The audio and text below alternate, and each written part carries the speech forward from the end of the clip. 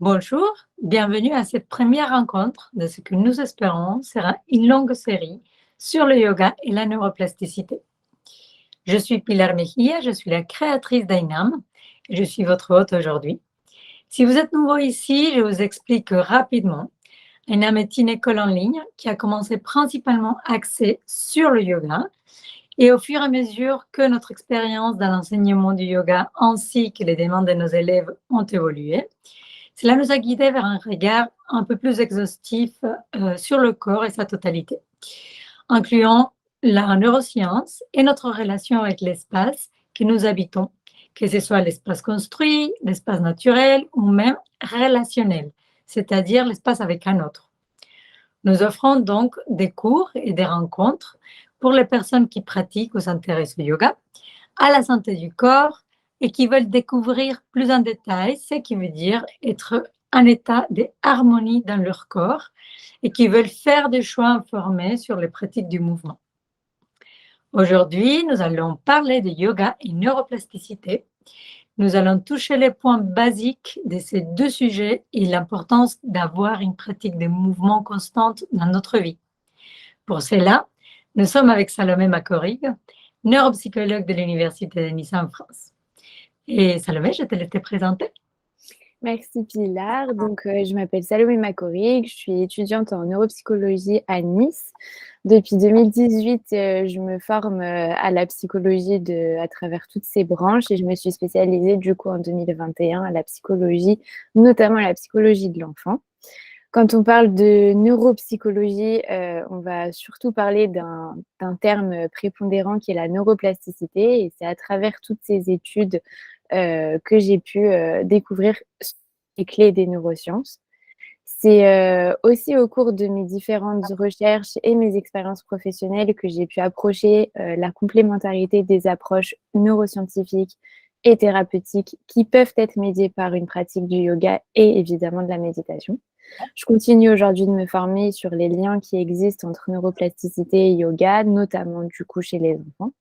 Ma contribution à Einam aujourd'hui, elle va consister à compléter les clés qui sont données par Pilar en vous expliquant pourquoi est-ce que cérébralement et biologiquement, pratiquer le yoga va faire sens pour un bien-être, qu'il soit mental ou physique. Effectivement, Salomé, merci. En parlant de la relation de santé mentale et physique, tu me donnes la possibilité de partager un peu plus sur l'importance de prendre conscience de notre corps comme quelque chose de plus complexe et plus large que ce qu'on voit juste au niveau de la matière uniquement.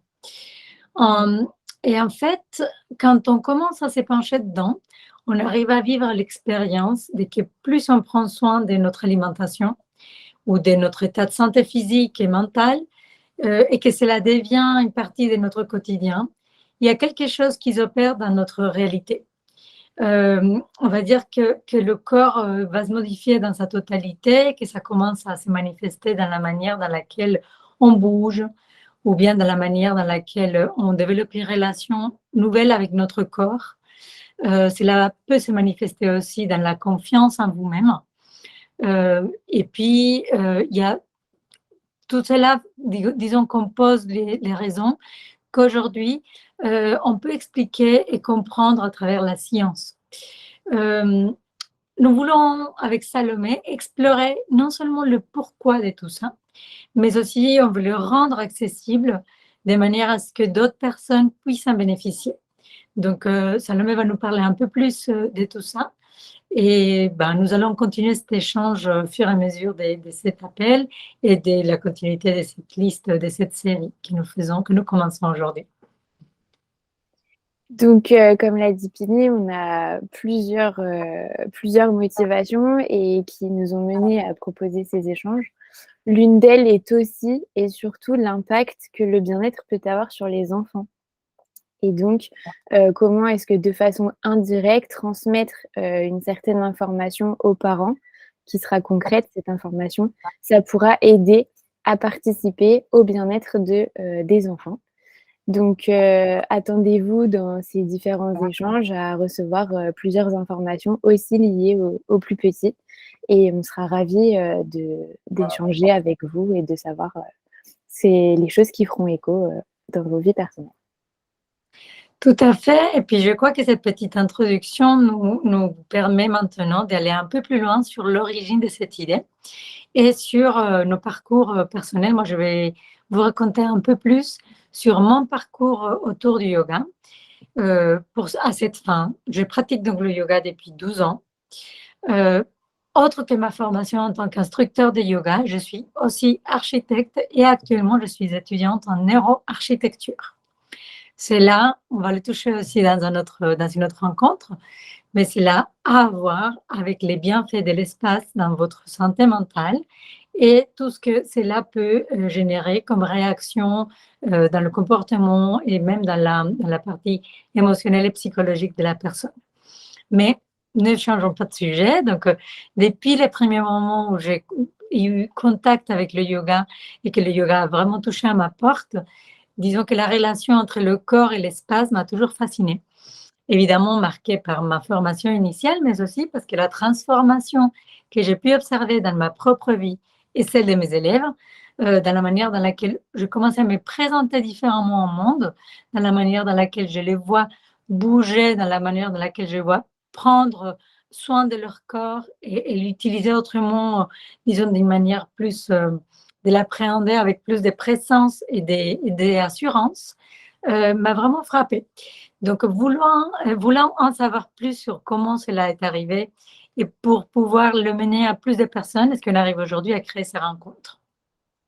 Exactement et pour faire la transition avec ce que tu dis, il est important maintenant d'aborder, justement un point de jonction entre les pratiques corporelles auxquelles tu es formée et la neuroscience à laquelle moi je suis formée pour le coup.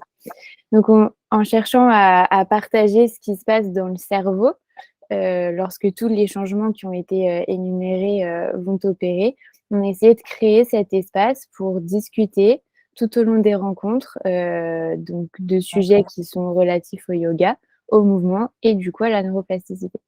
Donc bien que le yoga soit largement connu un petit peu principalement par sa composante physique, à partir des asanas ou des postures, c'est quand même pas tout. Oui, tout à fait. Je pense que, ben, de nos jours, on connaît principalement cet axe-là et nous pourrions définir le yoga d'une façon, plus large. Aujourd'hui, je vais utiliser une définition un peu ample pour qu'on puisse, après en jouer dedans, mais nous pourrons le définir comme une pratique méthodique, c'est-à-dire qu'on fait régulièrement, qui a besoin de continuité, qui joue sur les plans physiques, spirituels, philosophiques, dans laquelle vous suivez un processus continuel de transformation sur ce plan évidemment, afin d'atteindre un état d'accomplissement personnel. Alors, c'est une recherche continue, c'est-à-dire que ce qui fait sa beauté et en même temps qui apporte des fois les challenges quotidiens, c'est que bah, notre évolution, notre transformation n'est jamais finie. Donc, cet état d'accomplissement personnel dont on parle comme le samadhi ou un état de pure conscience, bah, il est toujours au-delà et des fois on a des petits moments dans lesquels ça apparaît dans notre vie.